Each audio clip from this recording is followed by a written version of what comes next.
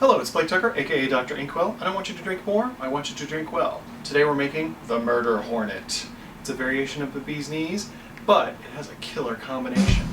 Grapefruit, honey, and a little bit of fennel from the absinthe. To make this drink, you'll need Bar Hill Tomcat Gin, absinthe, I love Emperor Norton, a locally made one from Raft Distillery, 2-to-1 honey syrup, freshly squeezed grapefruit juice, and a fresh sage leaf to garnish. So you'll need 1.5 ounces of Bar Hill Tomcat Gin. A Tomcat Gin is a barrel-aged gin. This one's lovely because it's made from honey, like their regular gin. They have a regular gin which makes a fabulous bee's knees, which I made another video on.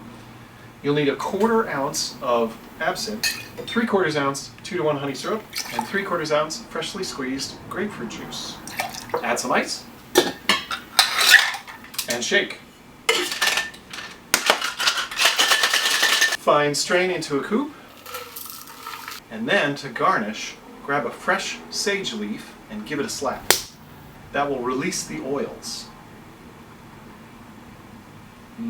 Complexity off the top of the nose.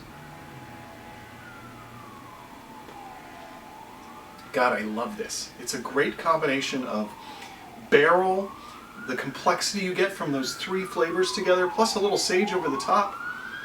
The sirens really add a lot. It kind of goes with the Murder Hornet, actually. I didn't hire the police for this. They were just going by. Okay, now that I've drank half of that, I need to talk about some other things, right? If you don't make a Murder Hornet cocktail for yourself, you'll regret it because you'll hear the buzz. Please follow me on Instagram, subscribe to my YouTube channel.